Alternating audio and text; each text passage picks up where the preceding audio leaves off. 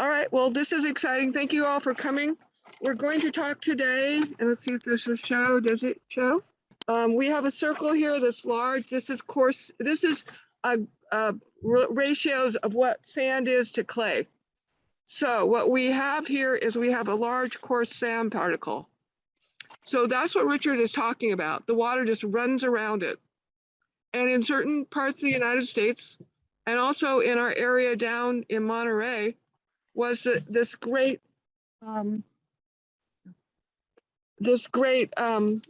illustration we have down in our Monterey area where we had we have sand there too. We have sand dunes in other areas of California. So if you're in that area, you're going to have sand, and it drains well, has other issues though. Then we have a clay particle that is then we have the next size, which is the green, which is the medium sand. And then we have the next circle down is the fine sand.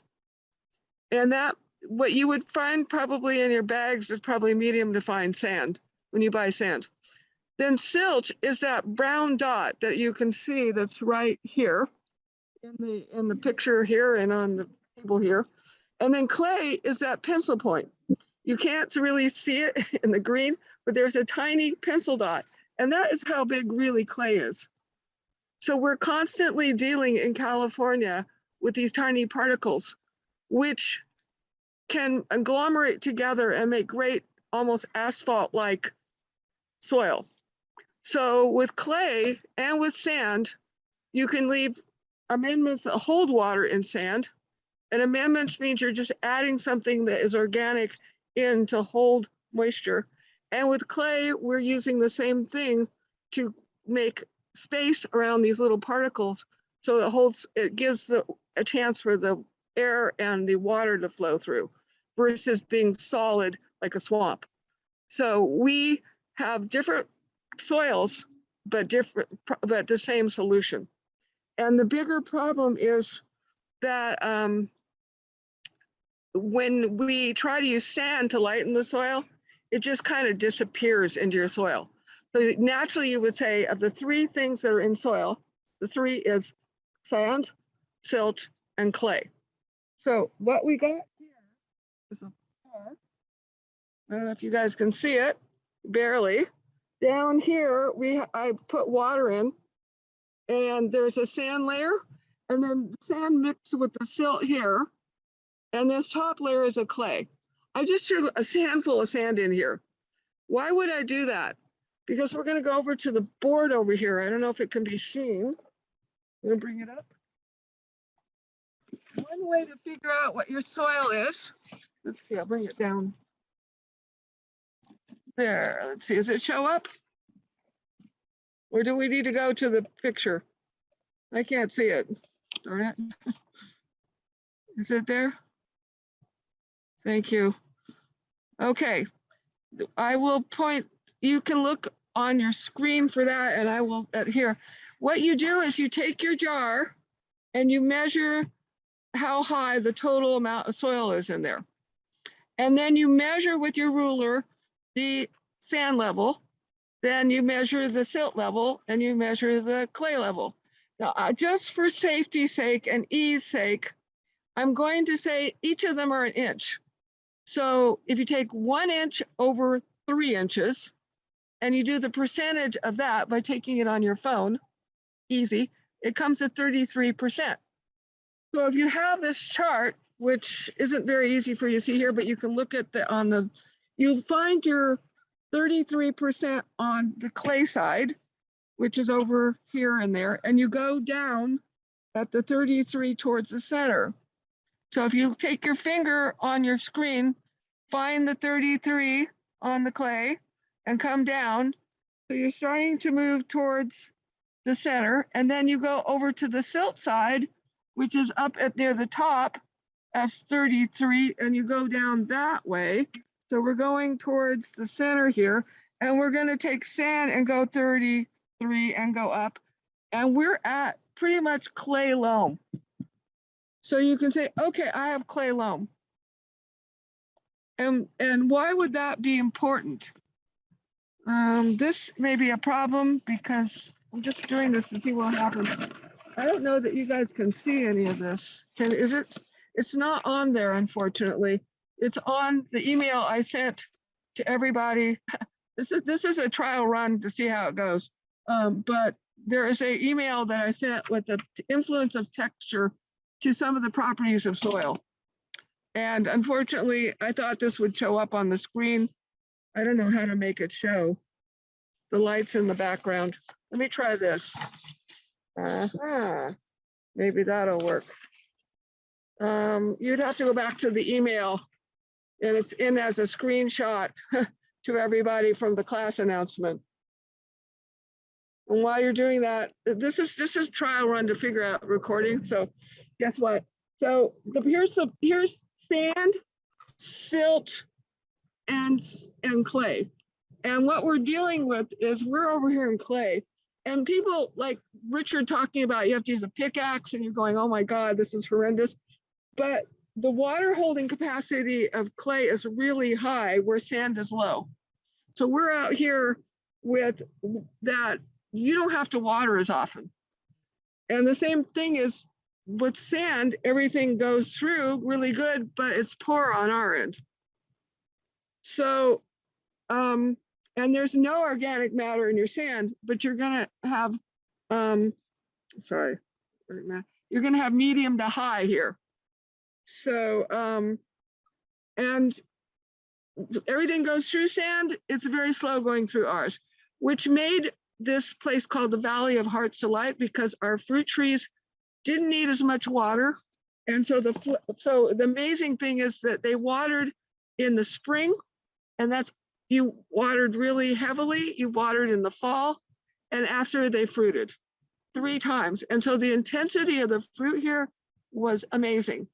And there still is a few farms, Andy Mariani, where you can actually taste that fruit. And then you buy something from the store and you go, this isn't anything like it, because they're like your apricots might come from Turkey and they're very bland. Where if you eat an apricot from the Santa Clara Valley, it tastes like apricot jam. It is so intense. It is so delicious. So our clay gives that kind of ability to put that to happen, and also our veggies. So we only have to water twice a week for most of our vegetables in the summer and once a week for tomatoes. So it's really cool. When you put in organic matter in the sand, it just immediately decomposes. Whereas in our clay, it's really slow. So it retains that organic matter, which is a good thing. And the warm up in the spring, it heats the sand. You know how a car heats up with the silica and everything else, where we don't heat, our soils don't heat up very quickly. It's cold this morning. And if you walk on small particles, well, you'll make great adobe bricks. Whereas if you walk on sand, not really affected. When you have clay and it dries, it kind of shrinks down, whereas your sand, it doesn't happen at all, very low. And here's the most exciting thing about our soil. It holds on to nutrients. Clay has a charge, electrical charge. And so calcium plus charge, our clay will hold that in there for your plants so they can grow really well. So it's an amazing soil. So we work with it. It is a neutral pH. We'll talk more about pH. You can test for it, but pH back east is acid. So you'll read books and it'll say, lime your soil, sweeten your soil this spring, put wood ashes, put lime. Well, that makes it more alkaline. Fine and dandy, but we have neutral soil. If you put alkaline and you follow their directions on an Eastern plant book, you're going to wind up with soil that's a dead zone, because it'll be like baking soda and you won't want to do that. So again, know your books, know what you're reading, and we don't do that. If anything, we have to put sulfur or aluminum on our blueberries, azaleas, rhododendrons, or we plant using lava rock and half fir bark for our rhodies and our rhododendrons and azaleas, just to have nice raised beds of those. They just don't do well in our heavy clay. They like loamy, sandy soil, silty soil, and we have just the opposite. So people put them on raised beds. So, but say you don't want to do this calculation. So what you can do is another one I don't have for you. No, I know I have to get them. next time I do this, I'll have it differently. You see, you can make a handful of soil. I don't know if I can you be seen out there? This up here has a handful of soil. So not that good. Oh well. If I had a handful of soil and it's sand and I squish it, it just falls apart. If I take a handful of sandy, coarse loam, it will hold together and like a piece of Play-Doh, but it won't. But loam, just loamy soil, you can push it and it'll make a little bump out here. There's a hand with a bump on it in this picture. And then clay loam, it's medium textured and it will like a ribbon that comes out. If you can push it out with your hand and actually get a little tiny bit. And when you have pure clay, you can get 1 to 2 inches. So how would you do that? Say you don't want to do a jar, you would like to do a field test. Andrew, can you put on that last page so I can do this? So thank you, Andrew has been an incredible help here. Okay, and this is will be put in the thing. So this is the field test. It's in your yellow books. And what you do is it's a flow chart. And so what you can do is it says start. You put soil in your hand, you add water droplets until you can make it like Play-Doh. And then you squeeze the ball, and if it falls apart, so you fall, yes, I squeezed it. No, it doesn't gel together. So let's try adding some more water. Let's make sure that it's actually moist enough. Is it too wet? Like it's actually just like a mess. You can add a little dry soil, but if it still won't hold together, then you come to the far right and it says sand. So then if we just talked about loamy sand. So now you take the ball and you just squish it like you wanted to be a kid again, and you squish it. And does you get a bump out like a ribbon? You know, does an extra bunch come off? That, then you've got loamy sand. We don't have loamy sand here, but it's a way to know your soil, because why do you need to know? Because you're going to create a better soil. Now, if you can go down to the bottom, so now we've got a ribbon and you push it out with your finger, your thumb and your palm, and you push it with your forefinger to see, kind of squishing it to see if you can get some more out. And if you can get an inch and then it breaks, then you feel it. Does it feel gritty? Then the first column is sandy loam. If it feels equally gritty and sandy, you've got loam. And it's really smooth, you've got silt loam. So now you're squishing it again and you get a 1 to 2 inch before breaking. And now you can look at it and say gritty, sandy, clay loam, equally clay loam, and if it's smooth, silty loam. And finally, most of our people here can get 2 inch things. And if you haven't added amendments, you get 2 inches, and we usually get clay to silty clay. If they've added amendments, we get clay loam. But you're all gonna go to your plots. You're gonna go try it. You're gonna see what's in the plots. Now, why is this important? Because if you have soil that isn't based on, if you have soil that's not based on enough amendments in it, you're going to have problems. So I was told by a professor that you can have if you're starting with new soil, 4% by area. So if you had you go by, say, 10 by 10, that's 100 square feet, and you take 4%, that's what you would add. So we have been taking our 50 square feet and putting like 2.5 in it when we had the new gardeners starting. And then you want it to, then after you've done that, you're trying really hard not to mess with your soil. You're trying to put organic matter on top so that the earthworms and the soil organisms can bring down your nutrients. And if it's right, eventually it'll be that you can actually take a shovel and shove it all the way in, and it'll go right up to the top of that shovel part. And you can actually just with your trowel put in plants. The reason you don't want to mess your soil too much is you want it to form what's called an aggregate. It's like if you take it, it'll have some white in it, it'll have some rocks in it, it'll have some soil in it. And when you dig it up, it'll want to stay in a ball. It doesn't want to fall apart like sand. Why is that important? Because in that aggregate is a really good soil structure, and it will be loaded with nutrients from, it's actually worm poop in there that's holding it together. The white is a really neat thing. The soil life needs to be there. When you have people out in we see our farmland here, we have them tractoring, they're breaking apart the soil, it causes decomposition, you're losing your organic matter, and the soil blows away, it's not as fertile. But when you leave it to get these aggregates, so if you drop your soil in water, another test, and it just turns into a cloud of dust, you don't have a good soil structure. You want it to be structured so that the plants get the maximum benefit from it.